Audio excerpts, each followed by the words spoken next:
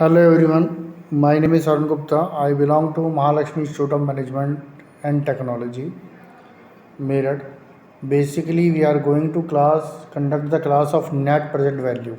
Net present value, it is a practical implication, theory wise भी और practical wise दोनों ही बहुत ज़्यादा इम्पॉर्टेंट है और पेपर में ये क्वेश्चन 100% आता ही आता है। तो स्टार्ट करते हैं हम। सब्जेक्ट का नाम है हमारा financial management corporate finance, unit है हमारी सेकंड, टॉपिक है हमारा एनपीवी जिसे बोलते हैं नेट प्रेजेंट वैल्यू।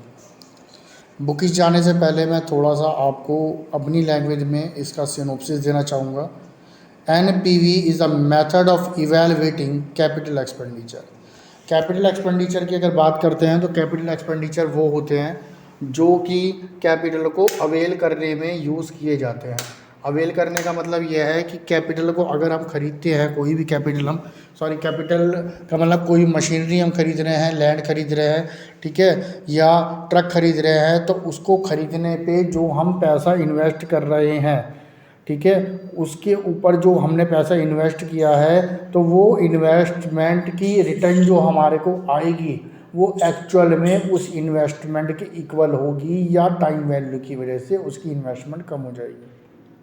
जैसे अब आगे बढ़ते हैं, इसका ये मतलब है net present value. Suppose that आपने ट्रक खरीदा एक 10 लाख रुपए का, 10 लाख रुपए के ट्रक में पहले साल आपको 2 लाख रुपए का प्रॉफिट हुआ, फिर अगले साल 3 लाख रुपए का प्रॉफिट हुआ, फिर 4 लाख का प्रॉफिट हुआ, फिर 2 लाख का हुआ, फिर 1 लाख का हुआ, एंड में 50,000 रुपये का हुआ। 6 साल में वो ट्रक क्या हो गया, जीरो हो गया। अब क्या होगा, इसको हमें देखना पड़ेगा कि अगर टाइम वैल्यू के हिसाब से हम इसको देखते हैं या इसकी हम फ्यूचर वैल्यू देखते हैं तो फ्यूचर वैल्यू में 10 लाख रुपए जो हमने लगाए थे उसके एवज में हमने उससे क्या कमाया है, ठीक है, और जो हमने कमाया है क्या वो फ्यूचर में उसके वैल्यू जो रखता है वो उसके अकॉर्डिंग रखता है या नहीं रखता है। यानी अगर हमने 10 लाख रुपए आज खर्च करते हैं तो उसकी वैल्यू 10 लाख रुपए है, और जो हम उससे कमाते हैं 10 साल के अंदर वो 10 लाख रुपए उस वैल्यू के बराबर है जो फ्यूचर में कमाए गए हैं। क्योंकि आपको पता है अगर मान लीजिए आज के 10 लाख रुपए में कोई सामान खरीदते हो और मान लो कोई ट्रक खरीदते हो तो वो 5 साल के अंदर 10 लाख रुपए का नहीं आएगा। तो ये है कि अगर आज हम इन्वेस्टमेंट कर रहे हैं तो वो 10 साल के अंदर उसकी इन्वेस्टमेंट उतनी बराबर होनी चाहिए जिससे हम उस वैल्यू को दोबारा खरीद सकें, यानी उस ट्रक को हम दोबारा खरीद सकते हैं।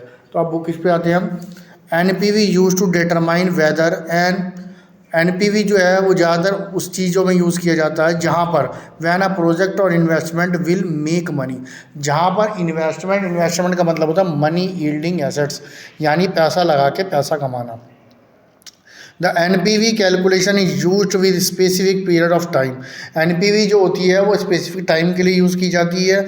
So the company can see at specific point they can expect a return on their investment.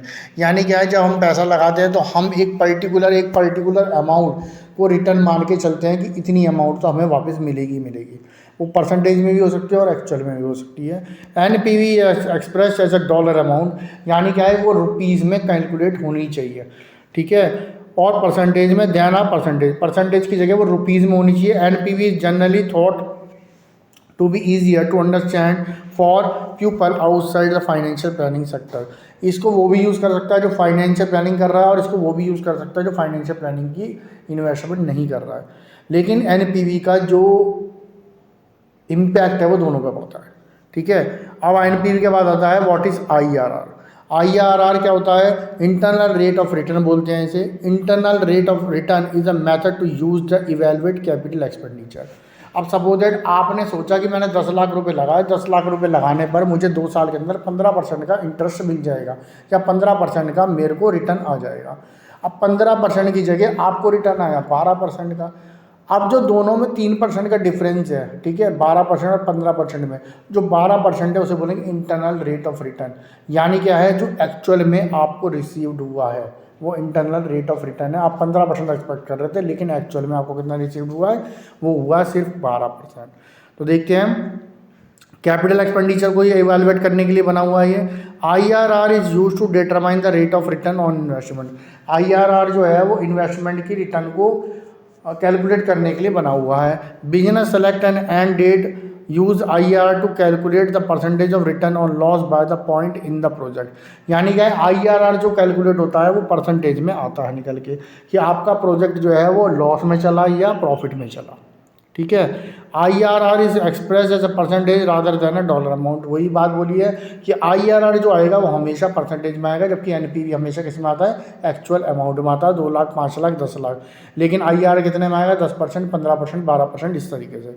IRR is the complex metrics most often used with the business community, not as an external measure, जो कि external major से भी क्या होती है, implicant होती है या इम्प्लीमेंट होती है।